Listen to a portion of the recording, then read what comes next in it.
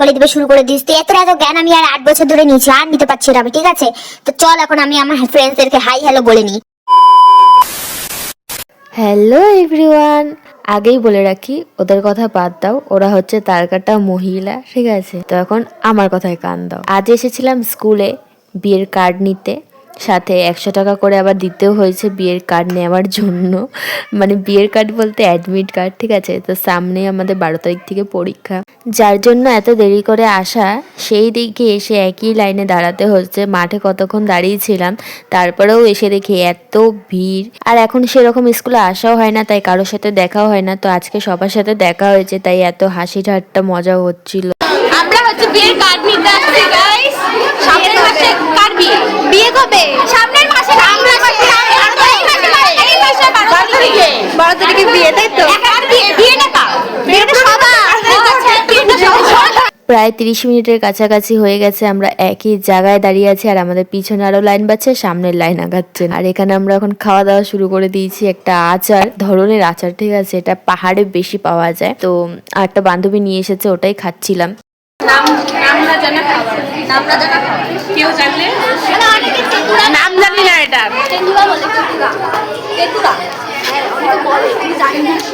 আচারটা এতই টেস্ট ছিল, এখন আমি ভয়েস দিতে গিয়ে আমার জিভ দিয়ে জল বেরিয়ে যাচ্ছে। তো এই যে অনেকক্ষণ পর আবার লাইনটা একটু আগিয়েছে, আর এই ঘন্টাটাকেই মিস করব আমরা।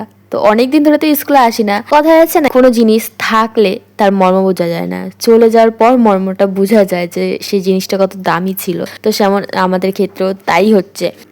স্কুলে আমরা আসতাম না, বেশিরভাগ টাইমে আসি নেই আমরা। ক্লাস 10 থেকে আমরা স্কুলে আসা টোটালি মানে বন্ধ করে দিয়েছি। তো এখন যেহেতু স্কুলটা শেষ হয়ে যাবে, এখন মনে হচ্ছে যে আর কয়েকটা দিন থাকলে ভালো হতো, আর কয়েকটা দিন থাকলে ভালো হতো। আর আমাদের হাসি ঠাট্টা মজা করতে করতে আমাদের সই করা কমপ্লিট, অ্যাডমিট কার্ড নেওয়াও কমপ্লিট। আর অ্যাডমিট কার্ডের সাথে এই একটা ছোট্ট ফাইল দিয়েছে, ঠিক আছে? জানি না এই ফাইলটা আমাদের কি কাজে আসবে না আসবে। আর পিছনে যে বান্ধবীটা আছে, ও পুরো চিন্তায় পড়ে গেছে, কারণ সেমেস্টার 3তেও ও একা বসেছিল পরীক্ষার সময়, অন্য স্কুলের সাথে একা বসেছিল। আর এইবারও মনে হচ্ছে ও একাই বসবে, আমাদের সাথে হয়তো বসতে পারবে না, তাই ওর মনটা একটু খারাপ হয়ে গেছে। তো কি আর করার, এখন যদি আলাদা বসতে হয় তো কিছু করার নেই। আর গল্প করতে করতে এখন চলে এসেছি আমাদের স্কুলের পিছন মাঠে। আমাদের স্কুলের দুটো মাঠ, সামনের মাঠে যেটা একটু আগে দেখালাম, আর এটা হচ্ছে পিছন মাঠ। আর এটা আমাদের হাই স্কুলের ফার্স্ট ক্লাস 5-এর ক্লাস এটা।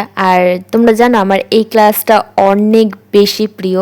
মানে আমি যে ক্লাস 5 থেকে যে হাই স্কুলে পড়েছি 12 পর্যন্ত, আমার এই ক্লাসটাই সব থেকে বেশি ভালো লেগেছে। আর এই ক্লাসে আমি ফার্স্ট বেঞ্চে বসতাম, মানে যখন আমি ক্লাস 5 পড়তাম আমি কিন্তু ফার্স্ট বেঞ্চে বসতাম। আর স্কুলে যে এক্সামগুলো হতো সেখানেও কিন্তু আমার ওই ক্লাসে যদি সিট পড়তো তাহলে কিন্তু আমার ফার্স্ট বেঞ্চেই সিটটা পড়তো, লাস্টের দিকে কিন্তু সিট পড়তো না। আর এখানে আমাদের এখন ফটো সেশন শুরু হয়ে গেছে। এই দেখো এইভাবে যে কত উকুন কার মাথার থেকে কার মাথায় চলে গেছে সব অজানা। আর এখানে এখন আমরা শুয়ে বসে দাঁড়িয়ে হাঁকতে বসে মুততে বসে সব রকম ভাবে ফটো তুলে নিয়েছি।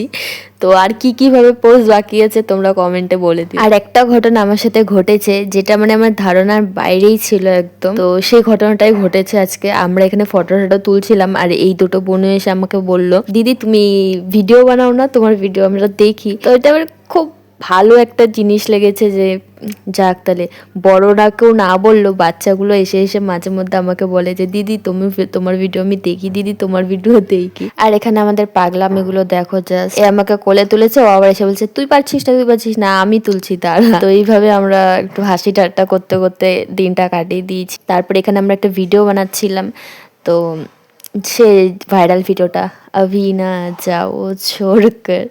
তো তারপরে ভিডিও টিডিও বানিয়ে আমরা চলে এসেছি বাইরে। আর আমাদের স্কুলের সামনে ফুচকার গাড়িটা বসে, ওখানে অনেক ভিড় ছিল, তাই সেখান থেকে আমরা ফুচকা খেতে পারিনি, আবার অন্য জায়গায় যাচ্ছি হেঁটে হেঁটে ফুচকা খাওয়ার জন্য। তো গাইস আমাদের জল শেষে আমি মরে আছি।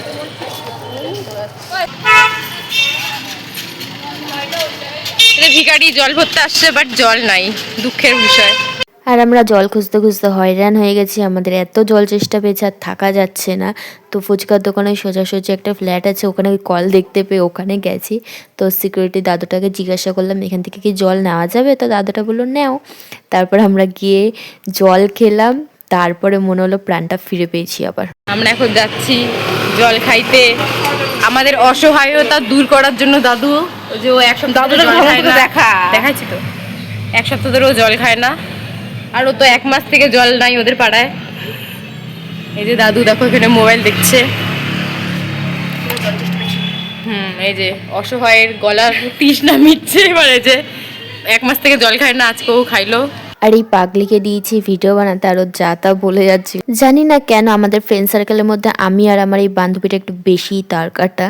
তো চলো এখন আমরা বাড়ি যাই, টাটা, দেখা হচ্ছে নেক্সট ব্লগে।